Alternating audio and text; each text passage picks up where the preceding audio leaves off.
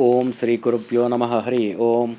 Sri Guru Samhita, the legend of the Supreme Guru, original in Marathi as Sri Guru Charitra by Sri Gangadhara Saraswati, composition in Sanskrit by His Holiness Sri Vasudevananda Saraswati, also known as Tembe Maharaj. This translation into English is provided by Dr. Narasimhaswamy Banavara.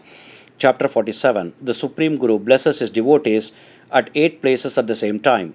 Salutations to Lord Ganapati, salutations to Lord Dattatreya. 1. Namadharaka said to Guru Siddha, O respected Guru Siddha, what happened next? Please tell me everything in detail. 2. Guru Siddha said, O fortunate one, listen to the divine Sri Guru Charitra. By doing so, you'll attain the pleasures of this world and the next, and in the end you shall attain salvation. 3. Thus Guru Charitra is most extraordinary and holy. Even a fallen man will become purified just by listening to this legend. Pay attention and listen. 4. While the Supreme Guru was in Gandharva Nagara, it was time for Deepavali, the festival of lights. At the time, several devotees arrived there to invite the Supreme Guru and take him to their homes.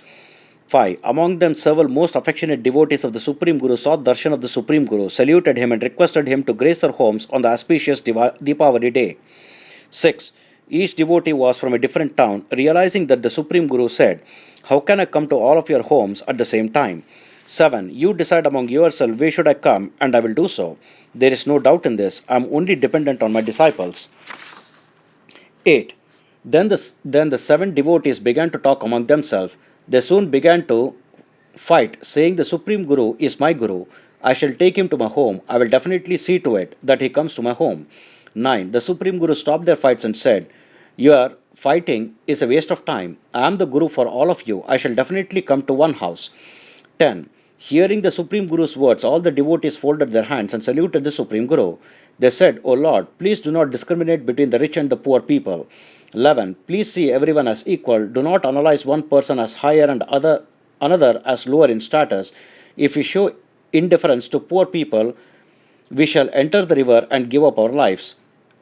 12. Previously, when Prince Duryodhana invited Lord Krishna to his house for lunch, the Lord went to Vidura's house and ate the simple food. 13. Please do not show indifference to us. We are all your servants. We shall honor whatever command you give us. 14. Politely saying this, the devotees prostrated themselves in front of the Supreme Guru. They requested the Supreme Guru, O Lord, please shower your mercy upon us.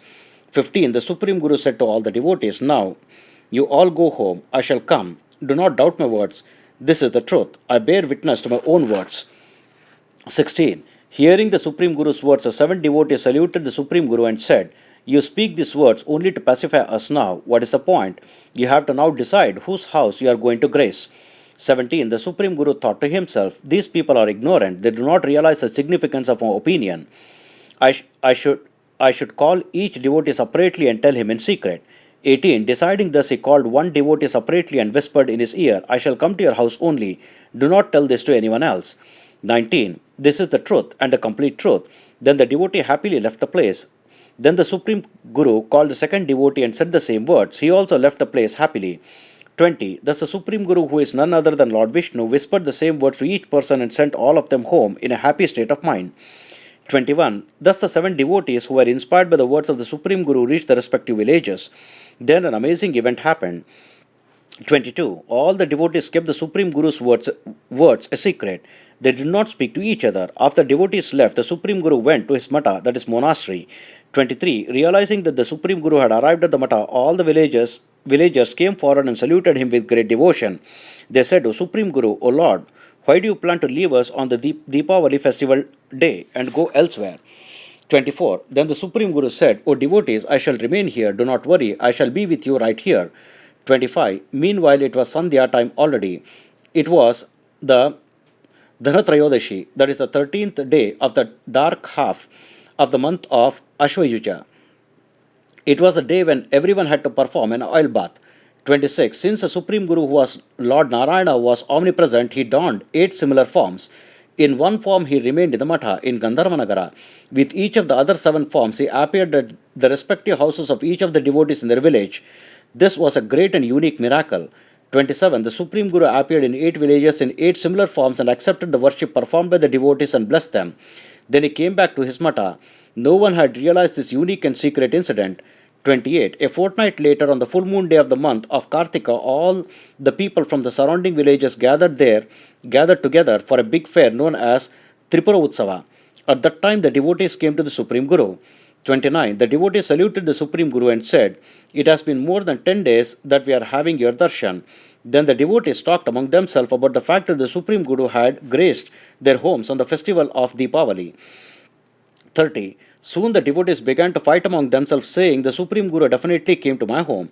He did not come to your home. You are lying." Then they noticed the clothes and other gifts that they had each offered to the Supreme Guru.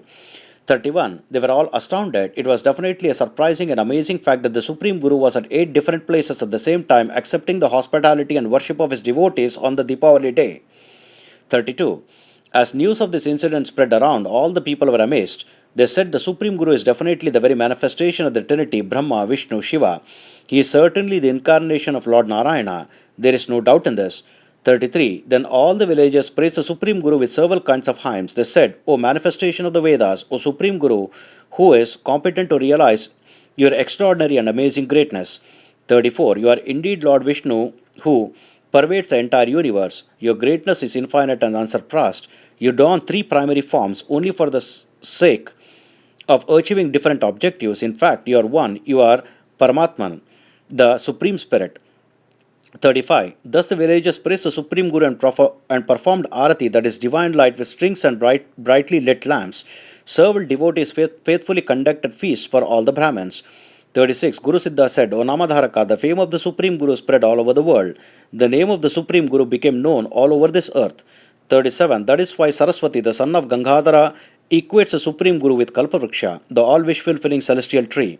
Even if the Supreme Guru is nearby, those people who are blind with ignorance will not realize his true nature. The Supreme Guru is always dear to afflicted and downtrodden people. 38. O people, worship the Supreme Guru to quickly achieve fulfillment of your objectives. All your tasks shall be fulfilled very soon. It has been proven in my case. 39. What is the point of offering milk to a person who is satisfied after drinking divine nectar? What is the point of knowledge for a person who is satisfied with chanting of the nectar-like names of the Supreme Guru? 40. I am loudly announcing again and again, worship the Supreme Guru, serve the Supreme Guru. Even the Vedas and Shastras state that the Supreme Guru is the manifestation of the Trinity, Brahma, Vishnu, Shiva. 41. According to the Vedas and the Shastra, there is no other God but the Supreme Guru. A person who criticizes the Supreme Guru will be born as a pig. 42. Do not consider this as just a figment of my imagination. Accept this as proven by the Vedas and the Shastras. 43. There is no one in this entire world but the Supreme Guru who can help us cross this difficult shoreless ocean of life. 44. I have established a water tent, which is the divine Guru Charitra, for those people who are tired after being burnt in the infernal fires of the difficult samsara, that is life. This is an excellent technique to attain immortality. 45. Sri Narasimha Saraswati is the incarnation of the Trinity, Brahma, Vishnu, Shiva. The residence of Gandharva is the standing proof of godliness for all saints, ascetics, and other people. 46. Anyone who goes to Gandharva and obtains darshan of the Supreme Guru shall definitely attain fulfillment of all his objectives very soon. It is difficult to obtain darshan of the Supreme Guru at any other place. Here in Gandharva he is right in front of us. There is no doubt in this. 47. Saraswati says, "O devotees, I am telling this for your benefit only. If you want to, then please go immediately to Gandharva and become blessed." Thus ends chapter 47 in the Bhakti Kaanda, in the dialogue between Guru Siddha and Namadharaka, in the text known as the Legend of Narasimha Saraswati, authored by Gangadhara Saraswati in the Marathi language as Sri Guru Charitra, and referred to as Sri Guru Samhita, composed in the Sanskrit language by His Holiness Sri Vasudevananda Saraswati. Om Tat Sat. Mantrahina, Kriyahina, Bhaktihina, Kshamapate. Om Sri Krishnarpanamastu.